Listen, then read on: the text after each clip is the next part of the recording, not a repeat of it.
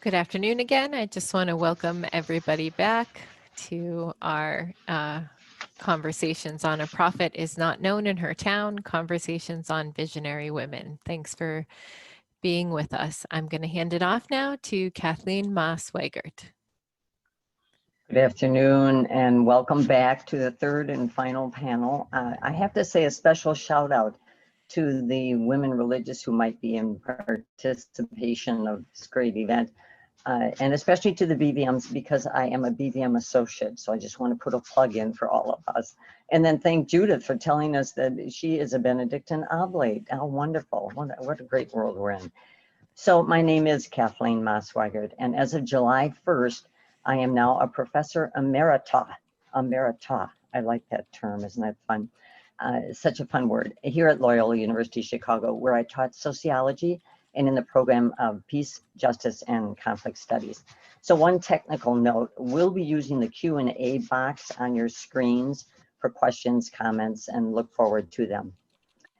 How can I not start this by saying thank you to the Hank Center for their initiating this project, for the team that has made it possible, including the students whose name I don't know, so I can't mention them. But it's such an important topic, and I would argue not just for our church, but for our country and our world. So I thank them all. These are such challenging times. So many ways it can become overwhelming. But we're stopping to take some time to think about what might be different about CST. So I have to say, first of all, many of us use CST to stand for three things, not just Catholic social teachings, the magisterium, the official language, but also Catholic social thought, all of us who think and write about it, what it means, how it might be expanded, and of course, Catholic social tradition, the people who have lived this and contributed to it in everyday life. So CST, I am a Trinitarian, and I like having all three terms for the CST. There's so much good in CST, and we could have a wonderful time just conversing about how inspiring it has been to so many of us. But there are also challenges in it, not the least of which is to think about how it was very much out of the Western world. And there's a globe that we are now much more aware of, and our brothers and sisters around the globe have their ideas about what should be included or not included. When we look around and try to name the reality, as some of the other panels and our keynotes suggested last night, what wonderful meaty stuff we've been given. It's important. One of the ways sometimes we talk about it in CST is to say we have to read the signs of the times. Where are we? Well, what's being called forth? And I would say that there really is a basic question. It can be framed in different words, but the idea is whose voices are listened to, whose lived realities are taken in CST. One of the questions underneath that is who's got the power, and how do each of us manifest our own power in thinking about how we want to contribute to this vibrant tradition. So I am delighted to be the convener of this third panel, which is called Conversation with Colleagues. Let's Rethink CST. And our speakers are going to help us tackle this critical area of our common life. The four of us have decided to do a somewhat different format. The panelists will be talking about ideas they are percolating. This isn't a formal address. We're just lucky enough to hear them think out loud with us. Secondly, each speaker will introduce the next person so that there'll be a kind of a round robin or an Olympic pass off of the wonderful hoochie-jiggy, as Mike said to me at another point. So we're going to make this flow, we hope, in the organic way we've been talking about it since we started thinking of it. Then what's my role? My role will be to gently remind them when it's close to their time that they have to finish, because we have others that we want to have speak. After the three of them have had a chance to share some of their percolating thoughts, the four of us will have a conversation. Maybe there's a question that somebody really posed that someone else wants to think about, or maybe there's a comment that seems to be elicited by some of the comments and someone would like to mention that. We'll do that for a bit, and then we will open this up to the rest of you, and we look forward to having your thoughts, your comments as we proceed to try to rethink CST. So with that, I welcome you on behalf of the panel, and I turn the mic over to Catherine, who's going to introduce our first speaker. Catherine. Thank you, Kathleen. And I'm just really thrilled to introduce our first speaker to all of you. I first met Christiana Zenner about 5 years ago, and the first word that came to mind for me to describe her is just brilliant. It's just amazing and brilliant. Christiana is Associate Professor of Theology, Science, and Ethics at Fordham University in New York City. Her book, Just Water, Theological Ethics and Freshwater Crises, is now in its second edition. She's also co-authored 2 additional scholarly books and is the author of more than a dozen peer-reviewed articles on Laudato Si, Theology and Science, Ecological Values, Freshwater, and the Ecological Turn in Catholic Social Thought. Her most important professional work, she says, in this pandemic moment is as chair for undergraduate studies in theology at Fordham College at Lincoln Center, where she interfaces with faculty and students in this new world, the pandemic hybrid learning amidst ongoing systemic racism and civic occlusions. She describes herself as a single mom with white privilege and joint custody who loves swing dancing, witty puns, and is a master of the 4-minute voicemail to girlfriends who are all parenting and working in this pandemic moment. So Christiana, over to you. Thank you, Catherine. It's been so lovely to have these preliminary conversations with colleagues who are acquaintances and friends, because especially in a strange and disorienting time like this, the opportunity to come together, in some cases after 5 years, in some cases across geographies, under the kind of cognitive load that so many of us are carrying, and the logistical infrastructural load is really a salve. It's a kind of balm. It's very healing. So it is wonderful to be on this panel and in conversation today. Thank you to the Hank Center for, on behalf of all of us, for allowing us to create our own format and have this be a conversation. And to everyone who's sitting with us and thinking and chatting with us today, we really look forward to hearing from you. I'm going to speak in about 5 movements, each of them succinct, owing to time limits, because as I said to my undergraduates today, a professor is like a gas. It can expand to fill the time allotted in terms of speaking. So the first comment I want to make is on myself and Catholic social teaching. And then I have a series of 4 reflections that are anchored by quotes from women whose work has been very important to me. So I call myself an accidental theologian because I did not intend to, nor really for a long time, understand myself as a theologian. I still don't. I'm more like an accidental apophatic theologian who came into this inductively because of my interest in ethics, religious ethics, especially Catholic social teaching, as one mode of drawing on the sciences and social sciences, and at best, forms of lived experience to reflect in more nuanced ways on the complicated realities that beset the contemporary world. Now, obviously, I've written a lot about the problems in Catholic social teaching, as well as some of the positive aspects. But a lot of my work more recently has been on fresh water and on the Catholic Church's turn to extolling indigenous ecological value systems, the promise and the perils of that approach when uttered by a patriarchal institution with a long history of authoritarian epistemologies. So that's me and CST in the present day.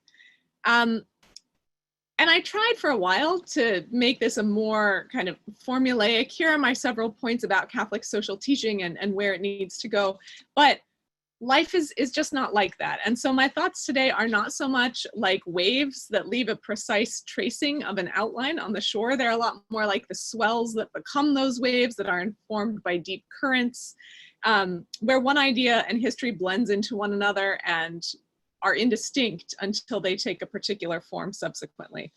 So I'm going to speak in several more oceanic kinds of swells. I, of course, love the water metaphors. You can't get away from them.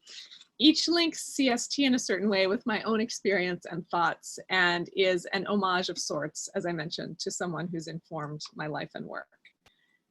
Stated a little bit differently, this is a project of citational ethics, and I take that term from Sarah Ahmed, who is the author of a fabulous book called Living a Feminist Life, which everyone should read if at all possible, where she writes, page 17, citation is how we acknowledge our debt to those who came before, those who helped us find our way when the way was obscured because we deviated from the paths we were told to follow.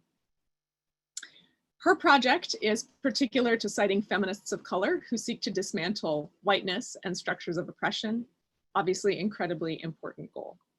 So my first moment of citational ethics and homage is, of course, my dissertation mentor, Margaret Farley. Margaret was once described by a colleague as someone who was so consistent and smooth that when she spoke, you had to listen. And it was only later that you realized the profundity of what she was saying and the skill with which she said it to her particular audience. Now, the thing that I want to draw out from her is the intellectual habit, all too rare today on Twitter and other grand podiums, of giving each thinker their due and challenging them robustly when it matters. I learned this from Margaret in her class on History of Christian Theological Ethics. My interpretation is to have integrity with the way that ideas have been received and also what they occlude, what kinds of power and privilege give rise to their articulation in certain forms. And when the refusal by a certain author, by a certain thinker, by a certain leader, when the refusal to expand that discourse to recognize one's own limited perspective becomes culpable. That's the point at which integrity dissolves. I think there are a number of points in CST that we could talk about with this, but the one that is closest to my heart and that I find troublesome indeed is the official Vatican magisterium's apparent inability to cite communities of women religious in terms of their lived practice, experience, the kinds of commitments they've long taken on in communities to embody Catholic theology and Catholic social teaching. And so while I celebrate in Laudato Si the diversification of footnotes, truly a thing a scholar pays attention to, diversification of footnotes, it is indicative. Follow the footnotes and you will see what is informing the thought. And there are huge omissions there. So this is a point of critique. The second person whose insights I want to lift up is my beloved friend and colleague, Professor Siobhan Garrigan, formerly of Yale Divinity School, where I met her, now the Loyola Chair of Catholic Theology at Trinity College Dublin and the head of the School of Religion. I have two insights from her. The first is a strategic interlocutive skill, and that she is the person who taught me to say, when being effectively theologically mansplained to, not to say, no, that's wrong, that's infuriating, you're not hearing me, but instead to say, yes, and with that and, after the yes, completely dismantle the argument. So, you know, yes, very nice, pat, pat, and also all of this. It is a strategy that makes me laugh because we can affirm the humanity in interlocutors. We can affirm that there is truth, as Margaret Farley indicated, in each perspective, and yet, and more needs to be said. She is also, as someone of Irish origin, someone who's taught me an enormous amount about decoloniality and about the ways in which colonial mentalities persist among religious congregations and in social and cultural life in ways that I was not attuned to see before we met. The next thing that she taught me is, this is as a friend and as a fellow female human, surviving is not the same thing as thriving. Surviving is not the same as thriving. This mantra is one that is shared by a number of thinkers, including a number of womanist thinkers whom I admire. And it is also something that I think in this pandemic moment is important to attune to on levels civic, political, and also very personal. So I'd encourage us to ask ourselves, what are our habits and strategies of pursuing thriving amidst a time when so many basic forms of survival are at stake for so many? And again, I mean this on multiple levels of scale. The third person whom I'd like to cite in this citational ethics homage is Professor Emily Towns, now Dean of Vanderbilt Divinity School, who in her writings and in her teaching demonstrates that hermeneutics of suspicion are essential when engaging institutions and especially authority structures, particularly when it comes to matters of gender and race. And that is true on, in individual levels as well as institutional forms, but it doesn't mean that the deconstructive impulse is enough. So what is it that we are trying to say and build differently? Here, Dr. Towns, as a womanist theoethicist, is someone who tries very much to model the constructive impulse after the incredible deconstruction that she does in a number of works, including her 2007 book, Womanist Ethics and the Cultural Production of Evil. And I will also say about Dr. Towns that her book, Breaking the Fine Rain of Death, was one of the first theological ethical texts to look at the ways that race and racism and gender intersect disproportionately with regard to the health of Black women, which is, again, sadly, very salient right now. I suppose it has never stopped being. It's now just more visible. And I think that with regard to Catholic social teaching, the lessons are easily translatable there in terms of hermeneutics of suspicion and also articulating how we would do it better. Whose voices need to be included? Whose sufferings, and what does that suffering look like? And as Kathleen noted at the beginning of this, who gets to decide whose voices have authority and universality? Whose suffering and experience is overlooked? What is that relationship between the particular and the universal? And then finally, I'd like to honor the late, great Ruth Bader Ginsburg. It's been a week, friends, it's been a week. 2 quotes. Fight for the things you care about, but do it in a way that will lead others to join you. And perhaps I think most salient to a context of Catholic women, theology, and ethics. She wrote, "Dissents speak to a future age. It's not simply to say, my colleagues are wrong and I would do it this way. But the greatest dissents do become court opinions, and over time their views become the dominant view. So that's the dissenters' hope, that they are writing not for today, but for tomorrow." As an accidental theologian, I've learned an enormous amount from these women, some of whom I've known in close proximity as mentors and friends. Others I have not. And I'd like to close with a quote from Womanist Ethics and the Cultural Production of Evil by Dr. Emily Towns. "Finally, you must give yourself permission to be fried and tired and weary." Fried, I am. "Besides, you must also find ways of renewal so that you can be a creative and healthy participant in dismantling oppressions." Give yourself permission and find ways of renewal. That is, I suppose, the task. Thanks.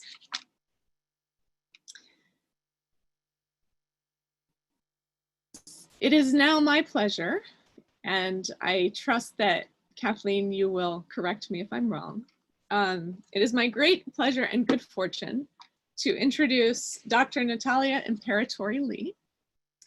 Natalia Imperatori-Lee is professor of religious studies at Manhattan College in the Bronx, New York, where she also coordinates the Catholic Studies program. She is the author of Quentame, Narrative in the Ecclesial Present, Orbis Books, 2018. Her work has appeared in Theological Studies and the Journal of Feminist Studies in Religion. She is a fantastic writer. I highly recommend her book, not just for the writing, which is fabulous, but also for the insights therein. In her book, Quentame, of the ways, Dr. Imperatori-Lee reminds us of the ways that feminist method and feminist perception are interwoven.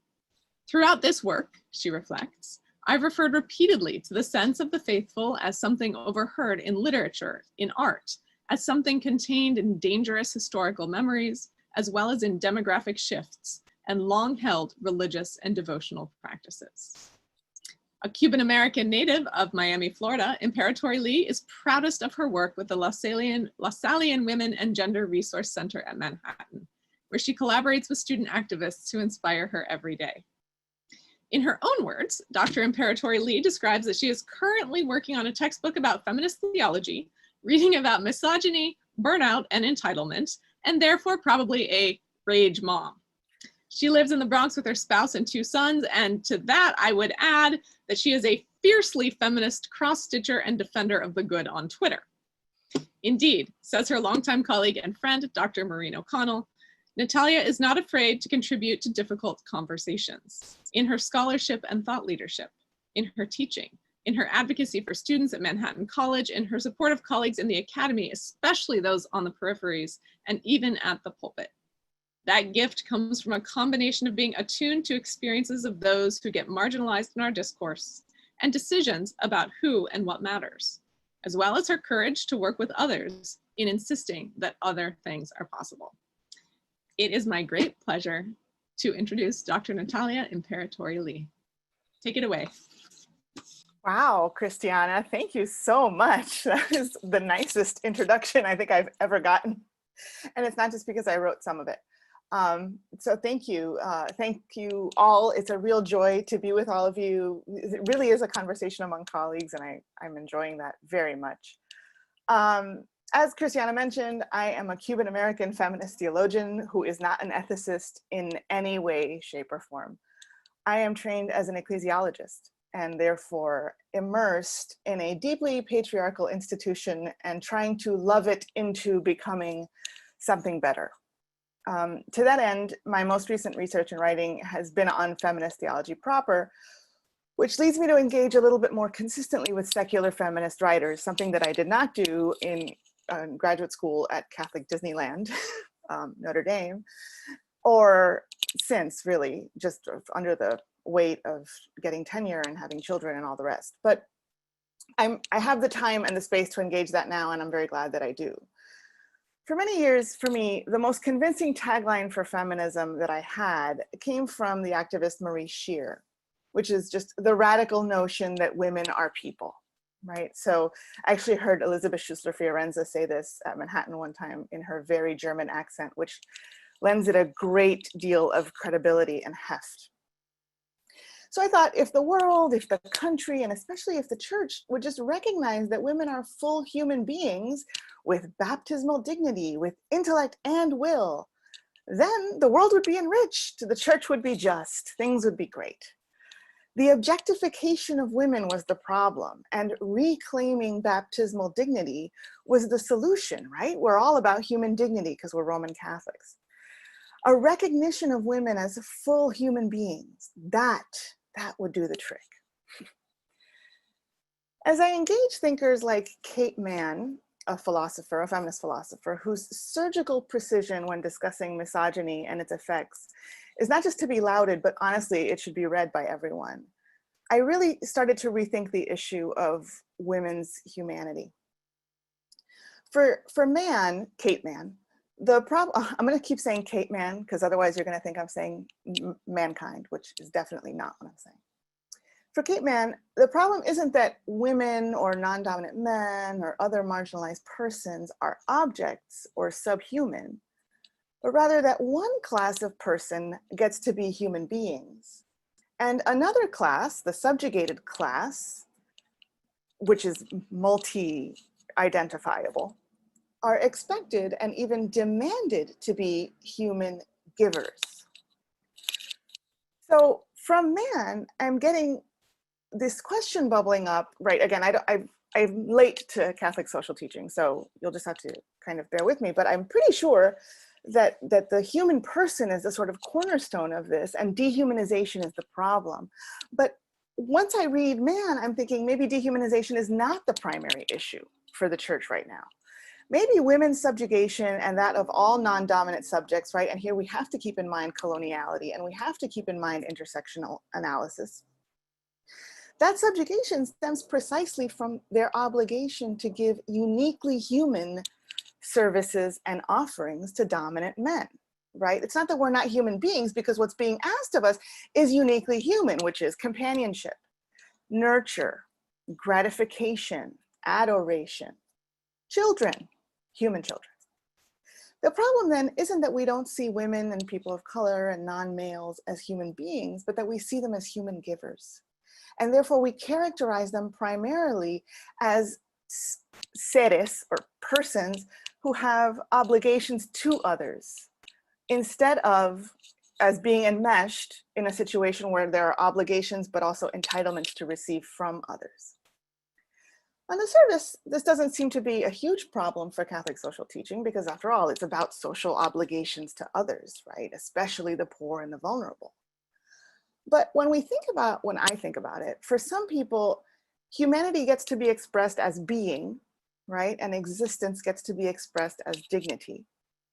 But for others, in church language, women have a special nature, right? And that special has always hit me in a particular way as not a compliment. And that special nature means that they're uniquely suited to be attentive, loving subordinates to the human beings. We, right, that other class, we are the givers. And now that I've seen this, right, I've put on these glasses, I see it everywhere. So even in Genesis 2 and 3, right, Adam is dissatisfied as long as he has non-human companions, right? Oh yes, the bird is nice, I will name it Bird, and oh yes, yes. But it really isn't until he sees one who is bone of my bone and flesh of my flesh that he feels like he has companionship. And in that creation, Eve's fundamental function is that of giver, of helpmate, satisfier for Adam's loneliness, insurance against his future loneliness as the mother of his children. And even some feminist readings of Genesis 2 and 3, right? Is she subverting this in the interaction with the serpent by asking a question? Maybe, but she immediately gives Adam the fruit. So she's giving all of the time. To put it bluntly, I don't think that we can continue to talk about human dignity without addressing the fact that official Catholic teaching about gender complementarity infects even Catholic social teaching and renders some of us beings and others of us givers. And we have to obviously couch this with intersectional caveats and the understanding that for women of color, for example, the giving is compounded. For trans Black women, that giving is even more compounded. That our economies are such that brown and Black hands change diapers in our society far more often, as Kristen Heyer reminds us, than other hands. So what does this distinction between human beings and givers do to Catholic social teaching? At first I thought it just explodes it and we're in deep trouble. But rather than define feminism as the notion that women are people and anchoring Catholic social thought in the notion of human dignity or the dignity of the individual, perhaps it's time that we move the anchor point to a place where we're all fundamentally human givers, not merely the non-dominant among us. This serves as a bit of a challenge to some scripts that run through church teaching. For example, the Vatican insistence that women should be allowed to work outside the home as long as this doesn't interfere with their family duties. But it enhances other notions like human solidarity. It dovetails, I think, with some of the points that Christy was making about dismantling hierarchical understandings of whose voice counts and who gets to be authoritative. In terms of prophetic voices, and I mean, there are a lot here, but along with man, I want to lift up someone like Christine Hinsey, whose work on economies of care really can inform, I think, this community of human givers, right? The human givers idea I actually got from another secular thinker named Emily Nagoski, who wrote a book on burnout that I also can't recommend nearly enough in these days when we're all rapidly careening toward burnout if we're not already there. So if we're going to be a community of givers instead, maybe some of Hinsey's work can help us here. She talks about care work as traditionally feminine coded work and therefore undervalued and underpaid and really erased and made invisible in our society. And when you think about things like the second shift or how women are frequently viewed as automatic nurturers, how men are automatically viewed as heroic for co-parenting and things like this, we really start to see that our messed up gender dichotomies are infecting even our economy. So that now in the age, for instance, of COVID, where those of us who have children who are distance learning in other rooms, or who are, God forbid, like in kindergarten, trying to do Zoom kindergarten or something like that, are constantly torn, and there's no avenue for relief, no avenue for community, no way to overcome the sort of careening train toward burnout that this crucible has presented us with. Kinsey talks about democratizing and broadening participation in care work, and how that can not only start to, like, if once men start participating in care work, the theory is that care work will start to be valued more, right? That men's absence from other kinds of work will show how many hours it takes to feed and clothe and nurture a child, for example, or keep a house clean, or care for an ailing parent, or something like that. So those are the ideas that I'm sort of kicking around as I think about what are we going to do about Catholic social teaching. It's about how intertwined I think our notions of what it means to be, our theological anthropology and our gender theory and our ethics, how intertwined those are, and how when you start to tug on one of these strings, we really start to have to rethink the whole ecology, if you will, of how we think about ethics. It's a scary thing to do, because once we start talking about human dignity with a question mark, we really run into some, I think, scarier places. But ultimately, I think it's crucial that we not shy away from these conversations. As Audre Lorde reminds us, our silence will not protect us, right? Our silence does not bring about the reign of God. And so I look forward to having a productive conversation about these things with all of you. I now want to introduce my dear friend, Kath Punsalan, whom I have known since 1999, I think, or maybe the year 2000, when we journeyed through the hallowed and patriarchal and occasionally racist halls of Notre Dame's PhD program. I remember how wonderful it was to have Kath, another woman of color, in the program, how important it was to see her succeed, and what a joy it has brought, and what a mentor she has been just by being sort of a forerunner for me and a lot of us who came through ND. So here's the introduction that Catherine wrote, but that I'm going to read with feeling. Catherine Punsalan-Manlimos is assistant to the president for mission integration at the University of Detroit Mercy, a role she's had for a little over a year. Prior to Detroit Mercy, she was the inaugural director of the Institute for Catholic Thought and Culture at Seattle University, where she also held the Malcolm and Mary Stamper Chair in the Catholic Intellectual and Cultural Tradition, and was associate professor in theology and religious studies. She was very busy at Seattle. Her articles have appeared in journals in both North America and Asia. She's currently working on a project on women and Catholic social teaching with Kathleen, our moderator, and 5 other women. Her biggest source of joy as an academic is creating interdisciplinary spaces in which teacher, scholar, activists can come together to share the fruits of not only their academic research, but also the richness of their lived experiences as they wrestle with pressing social issues as a community of scholars. Outside of the academy, she's had the privilege of accompanying 2 beautiful children into adulthood with her spouse. So welcome, Kath, and thank you. Thanks, Natalia. Yeah, 20 plus years. That's amazing to remember and to think about.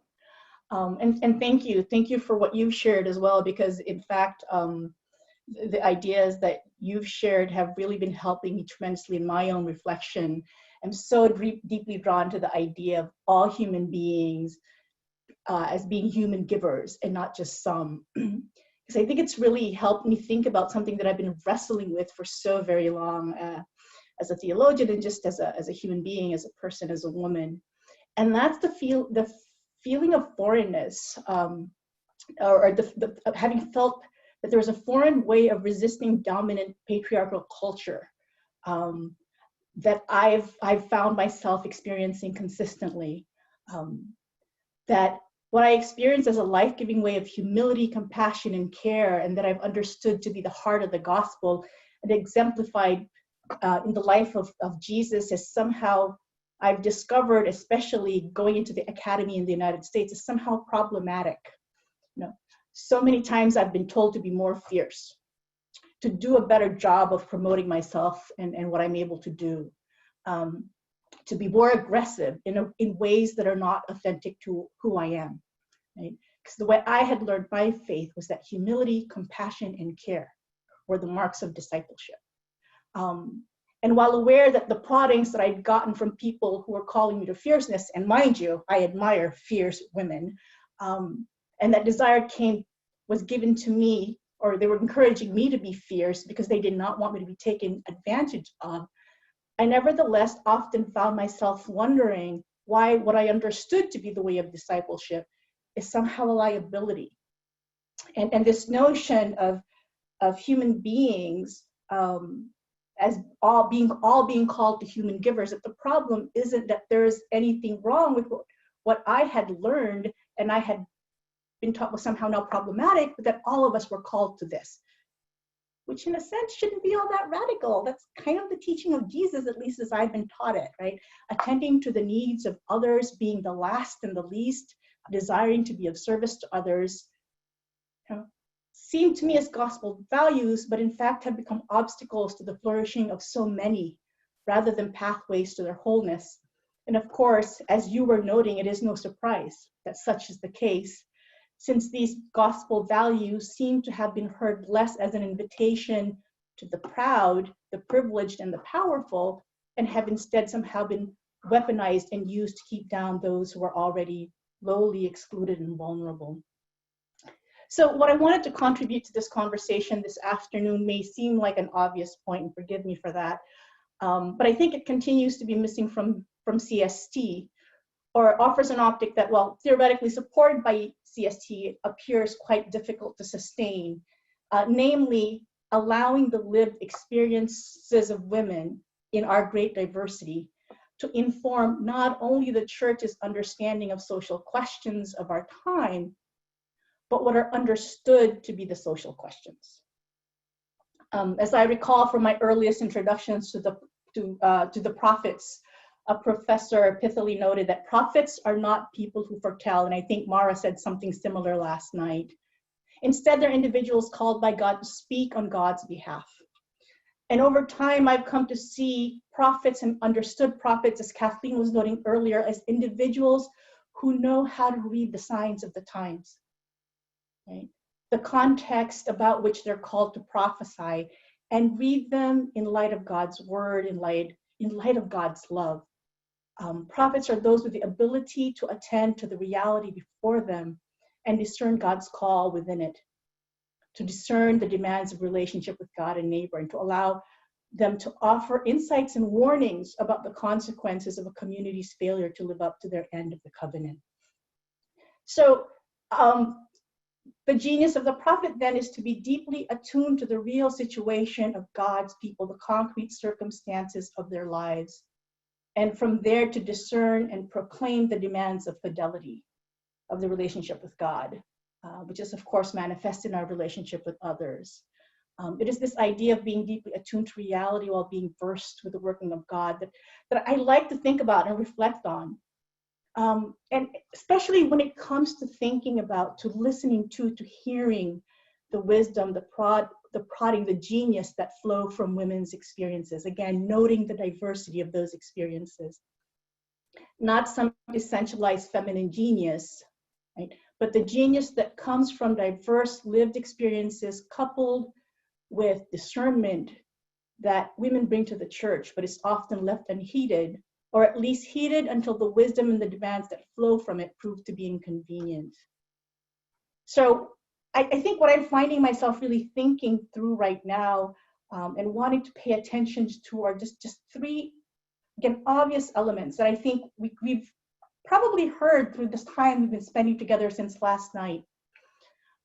To remember that our lived experience is where we encounter God. And I think we've heard several speakers note this throughout today and yesterday. And that it's here that we can hear God's voice. That women's lived experiences is where women encounter God and where God speaks to them. And so trusting our experiences. But that hearing God's call, this invitation, the prodding and the challenges requires discernment. Or what Sister Carol spoke about last night, a contemplation, a deep listening, an attending that's cultivated through spiritual practice and silence and solitude.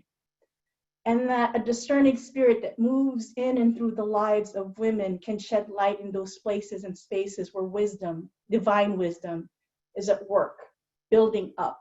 Right? And also shed light on those spaces and places where obstacles are placed in her way. And then to name these. I feel like that's what we're being called to. And I think all these taken together suggest the need to take seriously the theological contribution of women whose works are a product of critical reflection on lived faith in light of God's words, and allow this to inform Catholic social teachings. All too often, women's experiences are articulated by women that are articulated by women aren't considered, or as Natalia, you've suggested in your own writing, right, are considered through the lens of men. Right? Women's voices are often get ignored, dismissed, or sidelined in the official construction of Catholic social teachings. And honestly, more tragically, right, because of the points of incongruence between women's lived experience and some of the ideals of CST, some women, many women, learn to distrust their own voices and the inner voice of the Spirit at work within them, within us, within me, right? And I think here, honestly, I'm speaking specifically as a Filipina American, first generation immigrant, who's consciously and intentionally been reflecting on my own faith experience, right? And as Natalia noted, right, for almost a quarter of a century, and yet I'm still working out who I am and what I have to contribute, because the dominant voices that I've heard over time have made me doubt, right, the movement and the experiences that could be informing what I can contribute. I'm speaking as someone who must constantly remind herself and expend a great deal of energy to believe that what I've come to see and understand through my life's journey, as examined through the lens of faith, is real and contains some wisdom that needs to be spoken and shared. Right? Earlier this morning, we were talking about unmuting our voices, and it takes a lot of energy for those of us who struggle with recognizing our own experiences in the narratives that are constructed around us. I must remind myself to claim and trust the authority inherent in my being a woman of faith, desiring to discern and follow God's will. And I want to share how critical and often difficult it is not to silence myself just because the truth that wants to be spoken through me is contrary to, or at least different from, the dominant lens of my current context.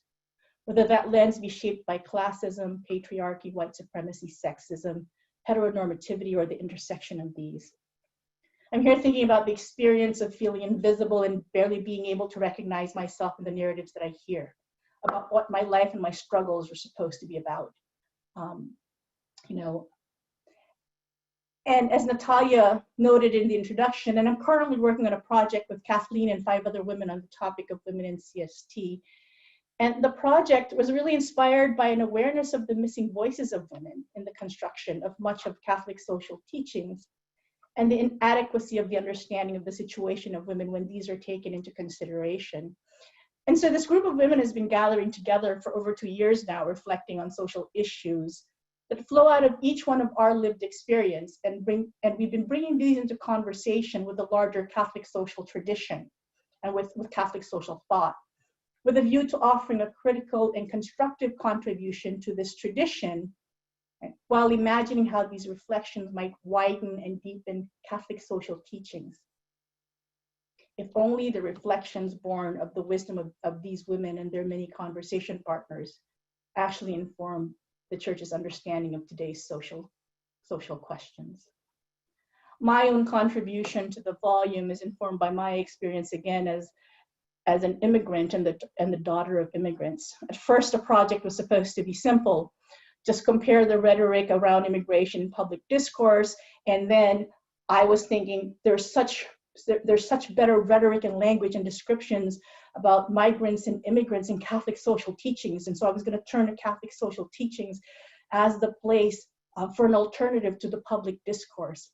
But at some point, because I was journeying with other women and they were helping provide me with a more critical lens, I began to read these documents more closely from the lens of women and from the experiences of women migrants, especially Filipino women migrants, and began to realize that there's a particular image of women contained within these, right? Often women as vulnerable, and failing often to acknowledge the agency of women labor migrants, or the broader social questions that flow from the growing feminization of migration and its impact on the church, society, and family. All of this needing further exploration. And again, an anthropology of gender complementarity often becomes an obstacle to challenging gender stereotyping and culturally constructed gender roles that can get in the way of thinking about the flourishing of women migrants, their families and communities. So I found myself thinking, what would it look like to attend to the realities of migrant women, right? Including attending to the findings and insights of women sociologists, ethicists, theologians, who have been examining these lived realities of not only the women migrants themselves, but the families they leave behind, whether these be parents, children, spouses, or siblings. And to think about these in a careful way, attending particularly to the experience of women. Gemma Tulud Cruz, a Filipina theologian, constructive theologian, has been doing some of this, for example. And she talks about looking at research of women sociologists and theologians alike. She examines, for example, the inability of CST to break out of gender complementarity and a stymied vision of the role of men in the family. A stymied vision reflected in the dynamics of many Filipino households, where fathers and sons are absolved of care work and responsibility for finances of the family, because it's taken for granted that the men cannot be trusted to be responsible for the family in this way. I mean, all of these things give birth to a certain kind of complexity that isn't tackled in Catholic social teachings, that raises social questions, not only for society, but for families. And yet, I wonder if the failure to attend to the reality of women is what leads to the failure to expand even the kinds of social questions that we think are relevant for Catholic social thought, that are worthy of our reflection as a church. So I know, just being aware of time, I just want to say that what I'm trying to reflect on around migration and immigration is part of a larger project. And it is to this project and these women that I'm in this project with that I want to close my reflections. I just want to note that the beauty of this project is that it's not just a group of scholars in their ivory towers found at different institutions in different parts of the country, writing about their independent projects to be collated into volume. It's been intentionally about a community of women coming together, sharing their stories, praying together, breaking bread, lifting one another up, and building community. One of the questions that was asked in the first panel was about Timone's profound insight about not speaking for the voiceless, but inviting, encouraging, and empowering them to find their voice. With that question, I found myself reflecting on the importance of vulnerability that invites vulnerability and trust in another, right? How this is an important element in creating that space that feels safe for the voiceless to practice using their voice. From this community of women, I will say I have felt invited, encouraged, and empowered to do just that. For the scholarship they are doing and for the spaces that they're creating, I will name these women, and I will name them explicitly. Kathleen Maas Weigert, who is our moderator, Erin Brigham of the University of San Francisco, Mary Johnson of Trinity College, Shawnee Daniel Sykes at Mount Mary, Jeanette Rodriguez at Seattle U, Shannon D. Williams at Villanova. These women are prophets, and in Carol's word from last night, their authentic presence, always building the beloved community and choosing vulnerability. And so I named these women as prophets. And with that, I close my comments and await the thoughts and ideas and comments of this beautiful group of women and all of you. Wow, wonderful, all three of you, fantastic. Now we get to have a little time for the four of us to think with each other about something we've heard. One of the themes I think underneath each of yours, and the one that's to me so important, is intersectionality. And I'm wondering if each of you might just say something about how you see what you're trying to do. Each of you hinted at it in one way or another, but it is such an important term, and I'm not sure how widely considered people give it. Certainly the church is limited in the hierarchy and thinking, but what do each of you think about that?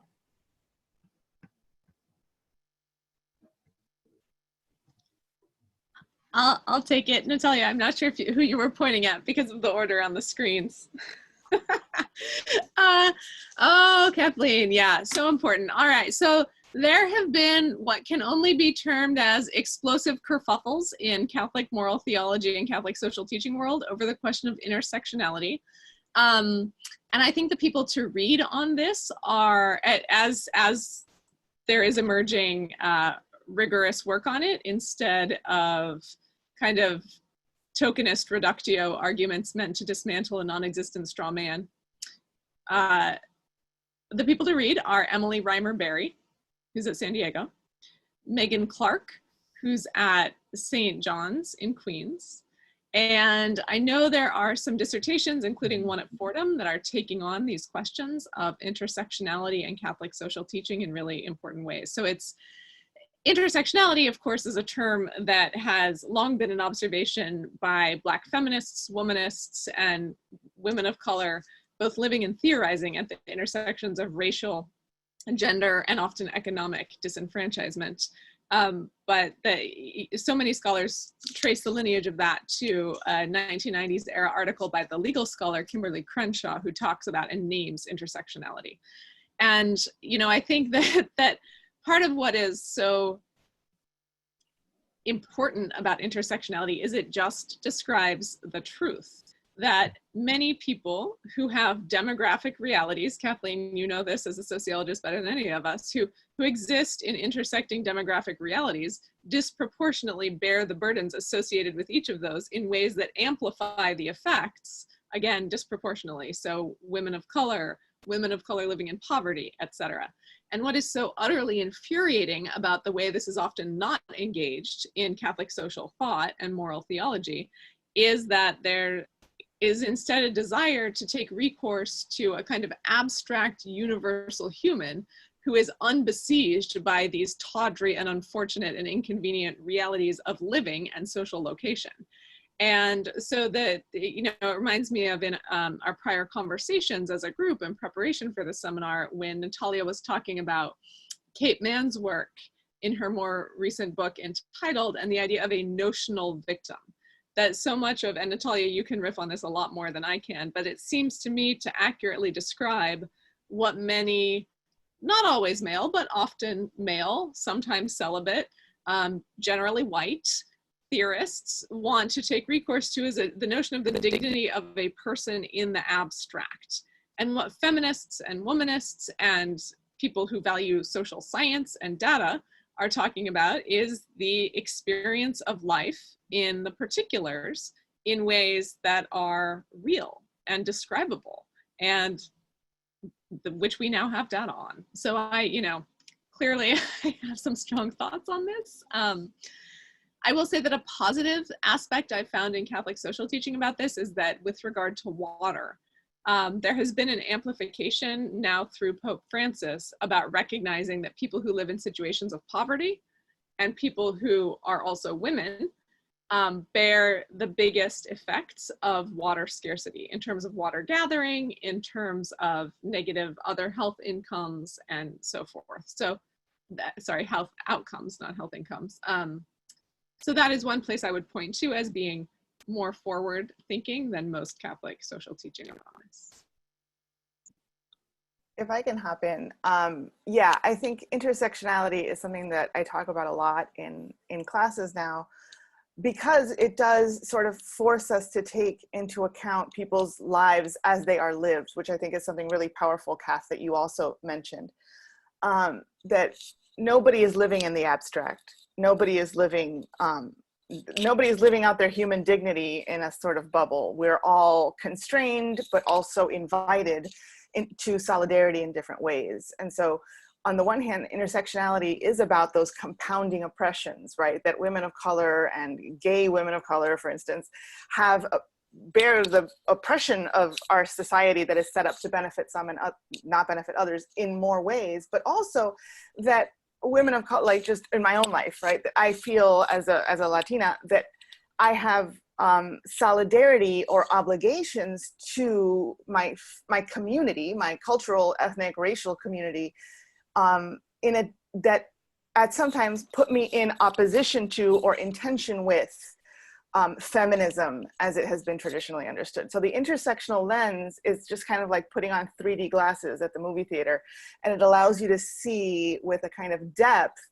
how people are actually living and not how we theorize that people are living. And it occurs to me, like, this is what my ecclesiology book was about, was that, you know, too often we talk about the church in these eschatological idealized terms of what the church should or ought to be, without actually looking at what the church really is for people. And I wonder if Catholic social teaching is suffering from this same malaise, where it is talking about human beings as we think they ought to be, which is important in terms of hope, but not really realistic in terms of ethics and maybe the role of bringing women and other non-dominant groups into the conversation of not just elaborating principles for Catholic social teaching, but also diagnosing problems that are worth talking about in Catholic social teaching, is to sort of bring those 3D glasses to that conversation.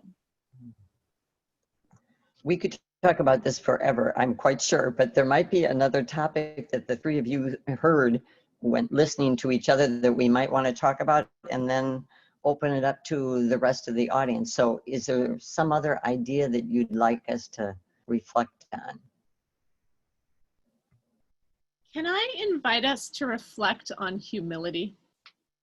Because Catherine, I'm so resonating with your eloquence. I mean, it's so theologically and philosophically articulate and nuanced, and also such a cry of the heart about one's own self-articulation in contexts that seem to demand certain kinds of performance for recognition.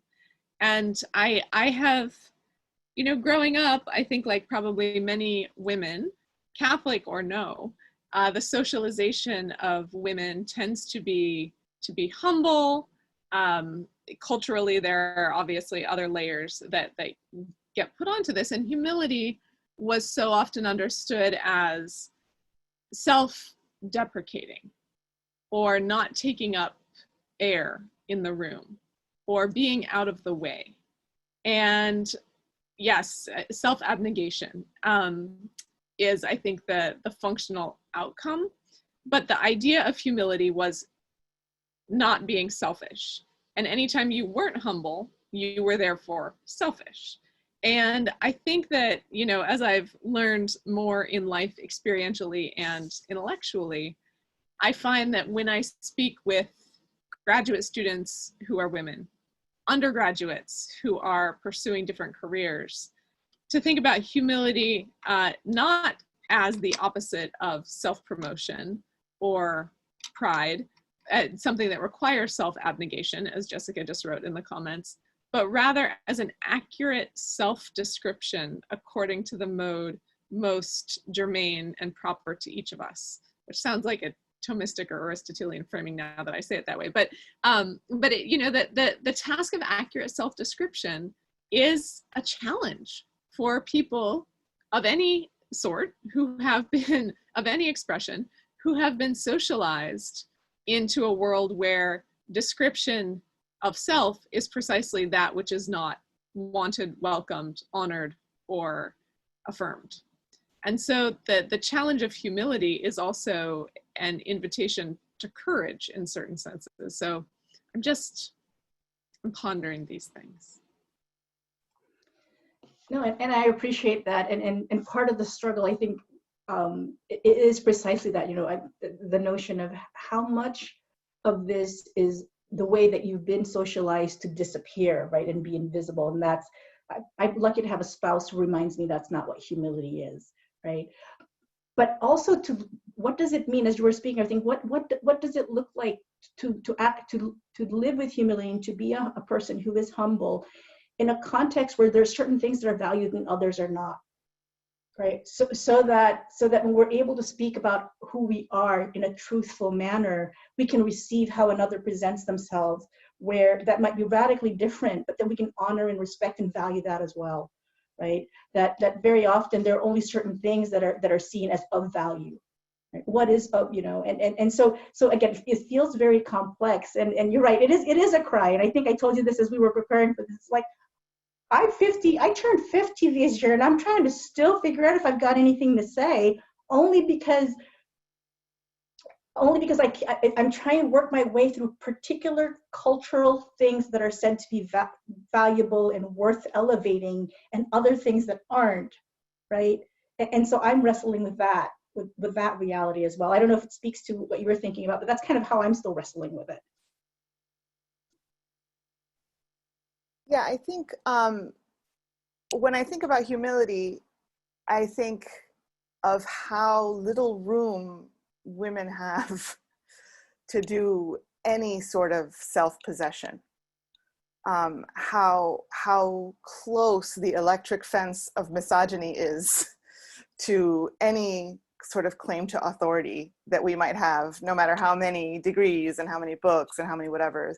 Right, that we're always, I think, because we're classed as givers and not beings, this idea of, any step toward, as you said so beautifully, Christiana, accurate self-description is already sort of hits the buzzer, right? Of no, look at her drawing attention to herself. Oh man. And we've been socialized to see that as a real horrible thing, while at the same time being silenced, even if we do things the right way, right? Even if we do things without drawing attention to ourselves. So it's sort of, it's one of the endless list of catch-22s that women have to navigate, and women of color have to navigate. And again, to just keep piling on the demographic descriptors, but we have such a narrow lane. And I think that humility is a real invitation to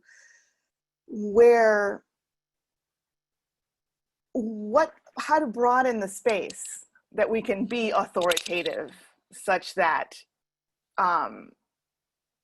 that we have a certain amount of wiggle room. I don't know if I'm making any sense, so I'm going to stop talking. But yeah, I just think that we need to broaden our space before we can really sort of enter into that humility. I love the notion of authority, Natalia. Sorry, just to kind of jump in.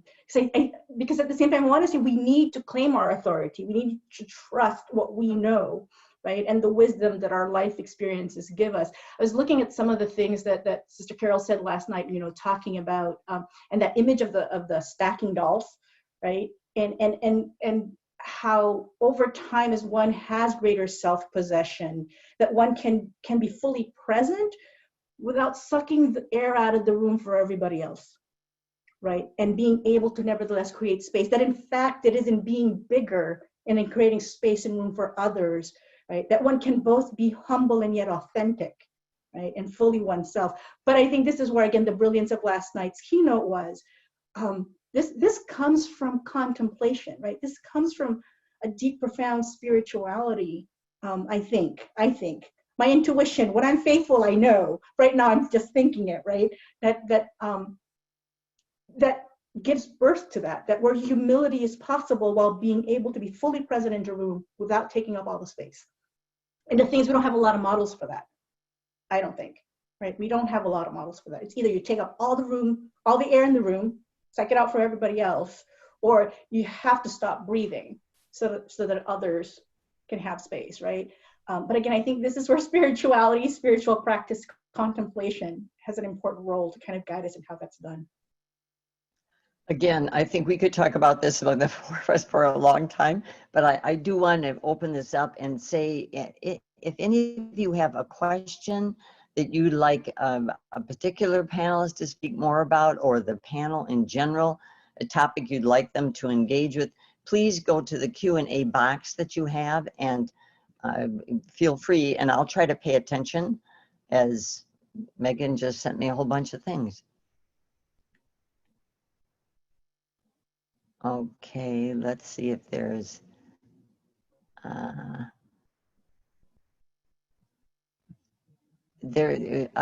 Juliet Claire Broadnecks. Going back to the Eucharist, a friend's husband is part of an ecumenical charity group working with the poor. They have a prayer service with communion. He wanted to participate, but thought it went against Catholic teachings. He's very much rule-oriented, so saying Christ is in all things would probably not work for him. I feel compassion toward people in this regard. Any suggestions?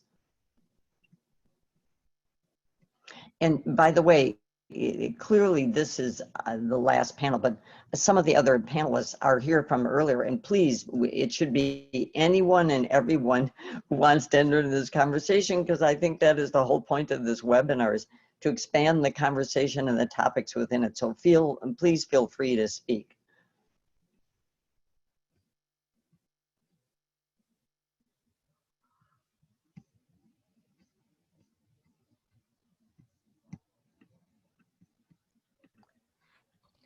To that question, and I'm going to break in, I would point to the idea of Eucharistic hospitality. The Jesuit Thomas Rausch has been writing on that and researching that. So the question of, can we share Eucharist with each other is something he works on very important ecumenical commissions. So also looking at the work of ecumenical and ecumenists, I think is very helpful. Terrific. Thank you, Cecilia. Is Timon still here? Because Timon, it seems to me you were partly talking about that with your father as pastor and thinking that you might take over, and you mentioned, just by the way, the Eucharist and what his answer to you. I'm just curious how you went further with that. Okay, here I am. I'm sorry. What was the question again? I did hear it was Eucharist, but I didn't get the specifics about it. Well, no, I was thinking about your comment this morning or this afternoon, about your father thinking you would become the pastor of his church. And then you said, well, that really doesn't fit because you're Catholic. And he said, well, what's missing? And you said Eucharist. And he said, well, basically, as I understood it, how did you learn about that? You were taught. So where does that leave you with teaching about that to others? So what that does for me is really open up an understanding of Eucharist. So my understanding of Eucharist then is beyond what we teach. So what we teach in the Catholic faith, after we say that the real presence of Jesus is present in the bread and the wine after consecration, then we limit it only to people who believe. Well, in my understanding then, if Jesus is really present, who are we to limit Jesus' access to anyone, right? I think it's a point where the Catholic Church could burst open the doors and be like, look, the real presence of Jesus is right here in this bread and wine, and you ought to come and check it out because Jesus can transform. So what it does for me is take the holds off of Eucharist and who Jesus is and just the power of God in our lives. Well, that's going beyond church doctrine. That's going beyond what, as you all have been saying in your discussion, what men have said. And it gets to this realm of, can we exist in the full mystery of God and talk about God in our lives in a way that we're not trying to capture the essence of God and put God in a bottle. So can we live in the expanse? So Eucharist for me is just wide open. And it's really, for me, about relationship and how am I with other people.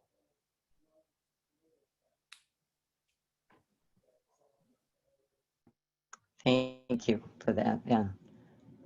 I think it would be tough for the person that is in the question, feeling not even too sure about anything beyond the rules. So, but that's certainly expansive, Timon, really. Good food for thought.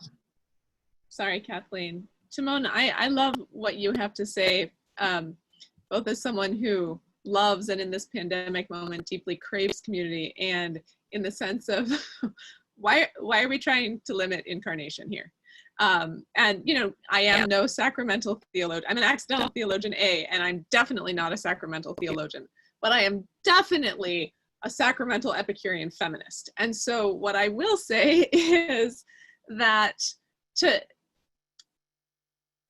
in certain circumstances, rules do matter.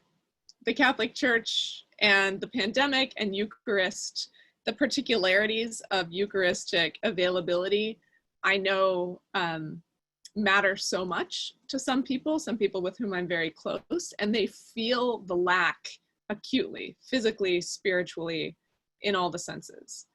And so I guess, and again, I am not a catechist or a canon lawyer or anything like that, but I would say that the sacramentalist in me would want to reframe the question along the lines of what Timon is saying, and ask the questioner to invite her loved one to think about what is most nourishing in this moment of extremity. You know, it is the case, again, just riffing on this, that baptism can be validly performed by anyone who has water and says, in the names of the Father, the Son, and the Holy Spirit. In a moment of extremity, which we are most certainly in, could that not be true if someone felt the call of the Spirit in an ecumenical setting? I would argue, yes, of course, which may be why I'm not a professional canon lawyer and theologian. But the point here is to reframe the question to what is nourishing? What do people need for nourishment? And that leads to flourishing, and that can inform, I think, our sacramental reflections, perhaps.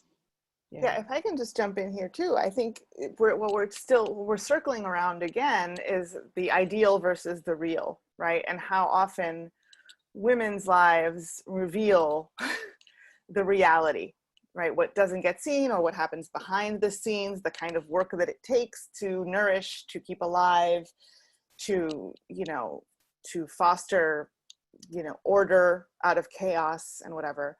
And so just jumping back toward that conversation, right?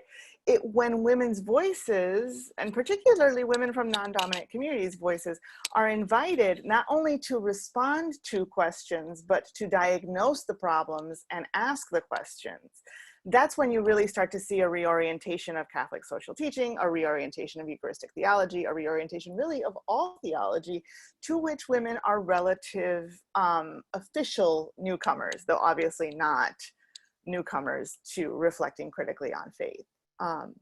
So yeah, I think that sort of allowing women to speak from our everyday experience, right, which Latina feminists or Hispanic feminists have called lo cotidiano, right, after Ana Maria Isasi Diaz, the idea of the everyday life, the everyday life as a locus of theology, the everyday life as something that reveals and does not conceal the presence of God is really important.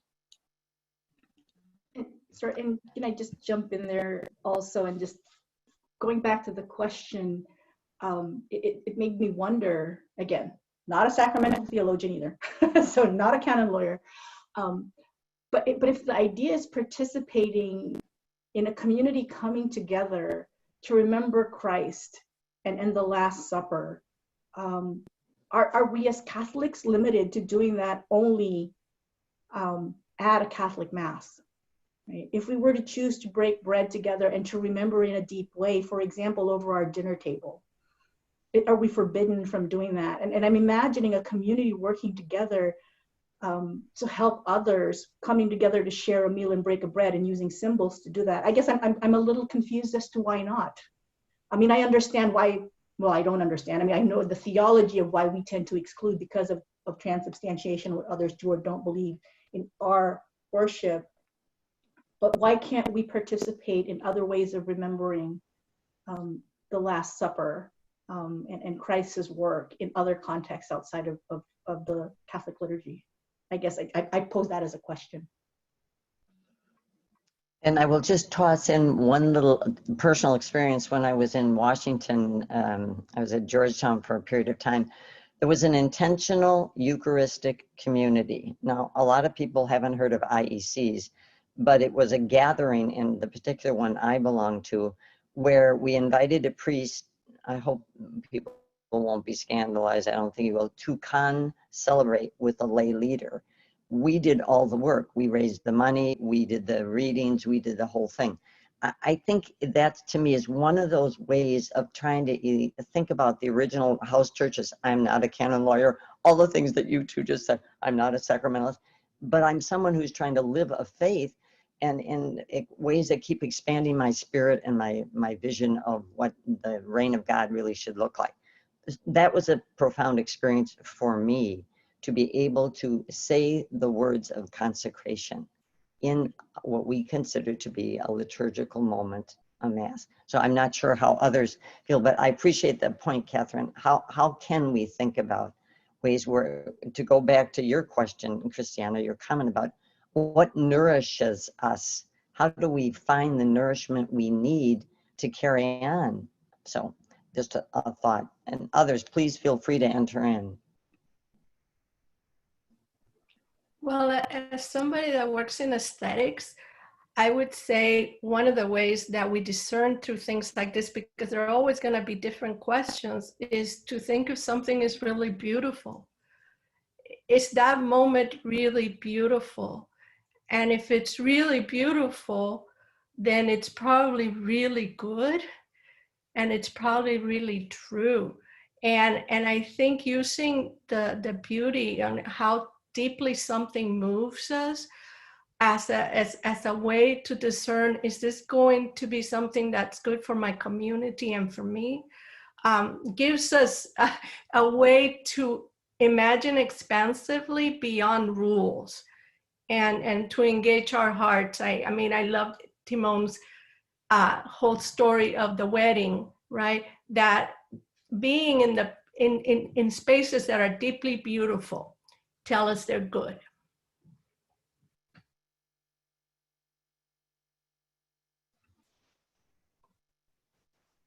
If no one else on this particular topic, there is one in the Q&A that asks, could we speak more about complementarity and how it subverts the dignity of humans as a whole?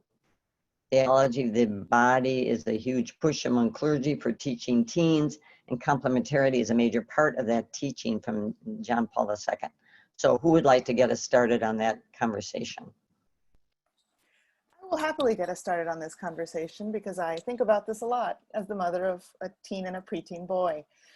The gender ideology that is complementarity is profoundly damaging to the people of God because, well, for many reasons. The main ones, to my mind, are that it ties biology and human potentiality in ways that are not clear. In other words, we don't have enough of a handle on biology, human biology surrounding gender and sexuality, to make prescriptive statements about human potentiality going forward, or to make statements about human proclivities or predispositions going forward. Moreover, the language of theology of the body is one where agency, particularly women's agency, is threatened because the notion of consent doesn't exist. Because human sexuality is limited to the licit place, which is the marriage bed, prior to marriage, there cannot be consent because there is no such thing as licit sexuality. And after marriage, there does not need to be consent, because the marriage bed, it is always licit for there to be sexual contact. This is profoundly dangerous for young people, especially, who are navigating a world that is rife with sexual assault, and who are then forced to negotiate not only sexual assault, but silencing and shame. And that is what will damage our children and drive them away from the church: silence and shame about their bodies. So in an effort, and I don't think it's always bad, but I think that the intent to speak to young people about bodies and sexuality is an important one, and it's a good impulse. It's just that all of the language that we are doing is making it so much worse than it needed to be, because it again idealizes human relationships to a point where they cease to be real. And that is true of married relationships, of people before they are married, of people outside of marriage relationships. It's not grounded in any kind of real reality. And so, yeah, I worry a lot about how much the theology of the body is talked about in high schools and in middle schools, Catholic persuasions. And I hope that we can find better ways to talk to our young people about their bodies and about the use of their bodies in sexual ways that is both graced by God and also very much within their agency.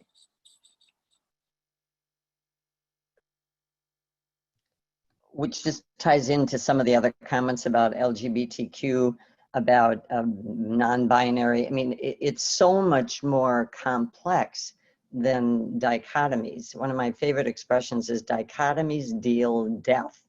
You're either one or the other, and that's the end of it. So how do we help, certainly within CST, the theology of the body writ large, to get some of this in without threatening people who feel like then we're trying to demolish the whole kit and caboodle, which I don't think is the point. But we do look at the signs of the times and we say, what is the world out there?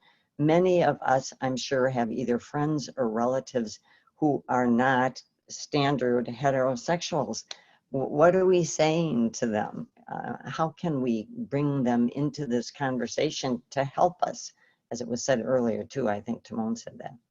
Others who would like to? I would love to augment what Natalia beautifully said.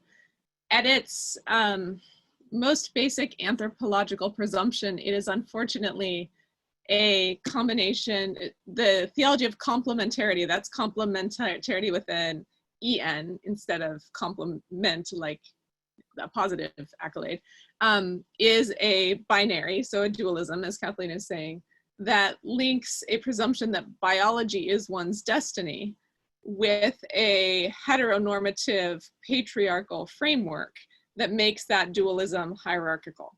So biology is destiny, hence women who are uniquely suited to bear children. And yes, it is entirely true that female reproductive bodies have different plumbing than male reproductive bodies. And so there are some things that female bodies can do that male bodies cannot, and vice versa. But that does not necessarily need translate. That biological capacity, physiological capacity, need not necessarily translate into broader societal or professional roles or leadership or hierarchies of value and decision making. And so the implications of this biology is destiny logic when married, pun intended, to a particular interpretation of scriptural ideals and traditional, as in Catholic traditional ideals of marriage, leads to a segmentation of possibilities of living and flourishing that are delimited in a men's roles and women's roles that is deeply problematic and not germane to the fullness of human experience.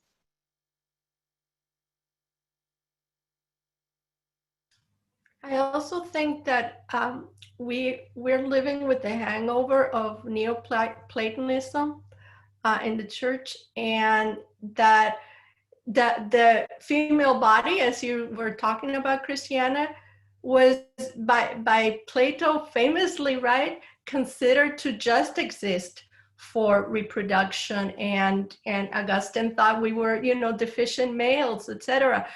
The body itself was denigrated, and the mind was the only thing that mattered. And so we also have to read this other dualism into all of these constructions. Is the body is bad. El cuerpo asno, you know, that you need to subdue your body. The mind is great. That's the maleness, right? And the femaleness is the body. So I would say we also have to just continually push back against everything that smacks of this kind of mind-body dualism, and reclaim the beauty and power of the human body, which I hope, you know, by thinking of the image that we had this morning, we will reclaim. Yeah, and just to, like, one last thing, you can see how that dichotomizing then feeds into women are natural givers. Women are human givers. They are meant to nurture because they have uteruses, not all of which are fertile, but nevertheless, right, because they have this biology, it means that they are spiritually, socially, and psychologically givers. I don't know how we push back, Jessica. I'm going to mute myself now before I have to answer that question.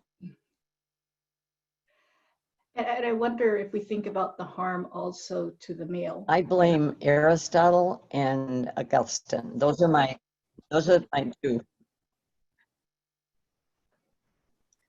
Yes, Catherine, I can hear that. Plato, the Neoplatonists, Aristotle, and Augustine. But I also blame white privilege, male comfort, and those who benefit from that system, female, male, everything in between and beyond, who are unwilling to question the benefits that privilege provides and assume that it's universalizable. So the ways in which, you know, there are so many examples of this in contemporary society. And I think it's important that it's not just the forebears or even the patriarchy, formally as the Vatican, but also those who benefit and are committed to, tacitly or explicitly, a particular way of living as bodies in a world that somehow relies on excluding other people from that participation. You know, so many of us on this panel and today, we couldn't have been professors in theology departments 50 years ago, you know? I mean, it's recent and it's enduring, and it's a presumption of the status quo.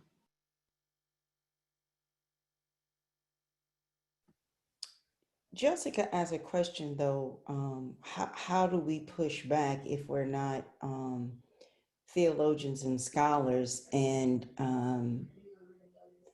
I'm of a mindset that the pushback comes because you have found your voice, because or someone has helped you find your voice.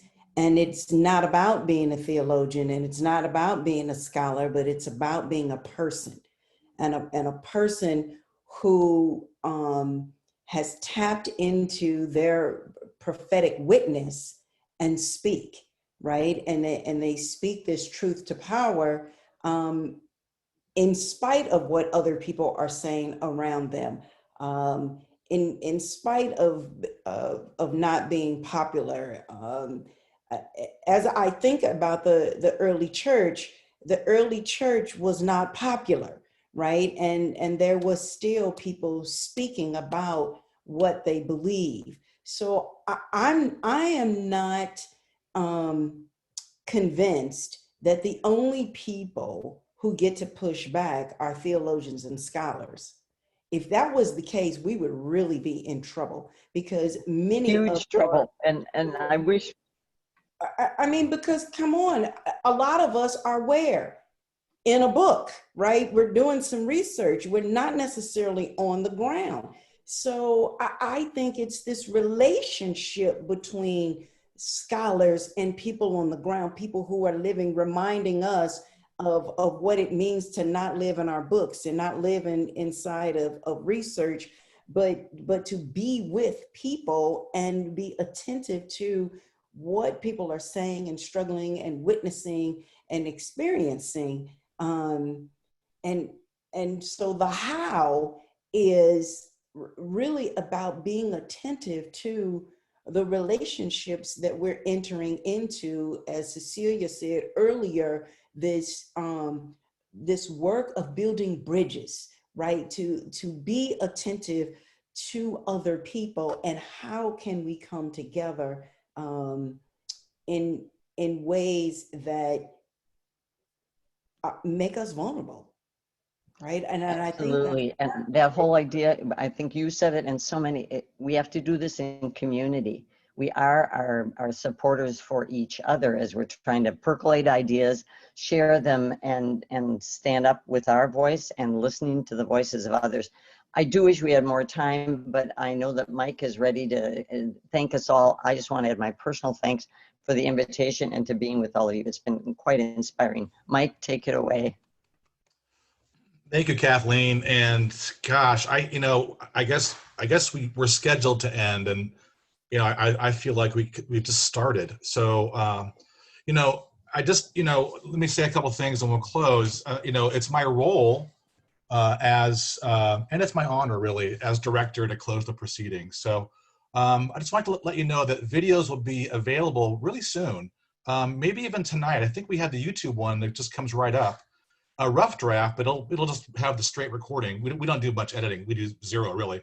But then we have a webinar video coming, and but maybe even tonight, check around our Hank Center YouTube channel and you can find it.